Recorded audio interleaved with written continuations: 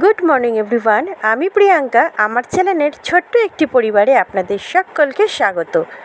আশা করি আপনারা সকলে ভালো আছেন, সুস্থ আছেন এবং সাবধানে দিন কাটাচ্ছেন।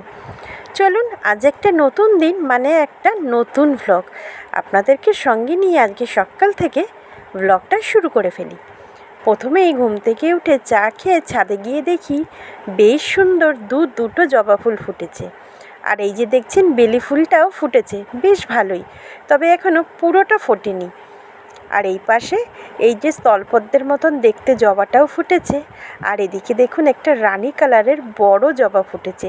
সত্যি আমার কি মনে হয় বলুন তো, প্রকৃতির সব থেকে সুন্দর সৃষ্টি কিন্তু এই ফুল। আবার আমি অনেক মানুষ দেখেছি যারা ফুল একদমই পছন্দ করে না, মানে ভালোই বাসে না, ফুল দেখলেই তাদের একটা বিরক্তিভাব চলে আসে। তবে আমি কিন্তু ফুল ভীষণ ভালোবাসি। তো তারপরে নিচে নেমে স্নান সেরে রান্নাটা বসিয়ে দিলাম।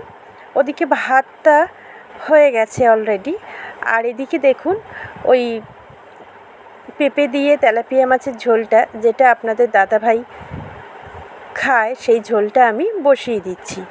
আর আজকে সেরকম বেশি কিছু রান্না করিনি, কেননা কালকে তো ভাদ্র মাসের অমাবস্যা ছিল। এবার আমি জানি না আপনারা কারা কারা এই অমাবস্যাটা পালন করেন বা মানেন, তবে আমরা এই অমাবস্যাটা মানি বলতে এই ভাদ্র মাসের অমাবস্যায় রাত্রিবেলা আমরা ভাত খাই না বা আমিষ কিছু খাই না, মাছ মাংসর কিছু খাই না আর কি রাত্রিবেলায়। আর ওই জন্য আমি কালকে রাত্রিবেলা রুটি, আলুর দম, কাশ্মীরি আলুর দম আর সুজি করেছিলাম। আর সেই কারণেই দুপুরের মাছের তরকারিগুলি রয়ে গেছিলো। সেই জন্যেই আমি আজকের মাছ আলাদা করে রান্না করিনি। আজকে রান্না করেছি বলতে পেঁপে দিয়ে আর কুলেখাড়া পাতা দিয়ে মাছের ঝোলটা, খারকোল পাতাটা বেটে নিয়েছিলাম, কেন খারকোল পাতাটা 3 দিন ধরে এনে রেখেছিল, বেশি দিন ফ্রিজে রাখলে আবার পাতাগুলি হলুদ হয়ে নষ্ট হয়ে যাবে। সেই জন্য খারকোল পাতাটা বেটে নিয়েছি, রসুন কাঁচা লঙ্কা দিয়ে বেটেছি পাতাটা। আর একটু পরিমাণটা বেশি দিয়েছি তেলের, কালো জিরে ফোড়ন দিয়ে মিক্সিতে যে বেটেছিলাম সেই পাতা বাটাটা দিয়ে অল্প পরিমাণে হলুদ একটু দিয়েছি, একটু লঙ্কার গুঁড়োও দিয়েছি, দিয়ে আর পরিমাণ মতন লবণ মিষ্টি তো দিতেই হবে। পাতাটাকে নেড়ে নিয়েছি।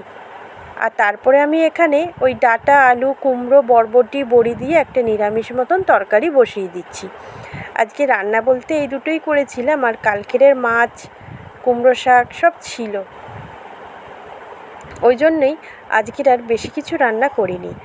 আর তরকারিটা বসিয়ে দিয়ে সেই ফাঁকে মেয়েদের 4টে রুটি করে দিয়েছিলাম, আটা মাখা রেখে দিয়েছিলাম কালকের, অতটা পুরোটা আটা মাখার রুটিটা করিনি।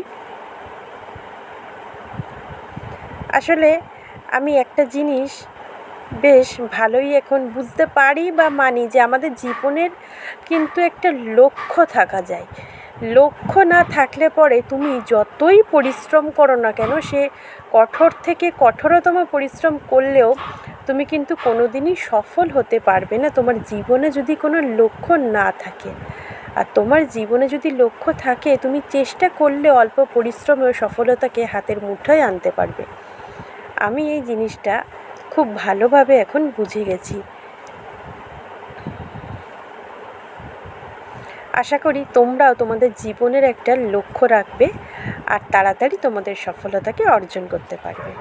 তো চলো, আজকের মতন আমার রান্নাবান্না শেষ, তরকারিটাও ফুটে গেল, এরপরে আমি মেয়েদের নিয়ে স্কুলে চলে যাব। আজকের মতন এখানেই রাখলাম বন্ধুরা।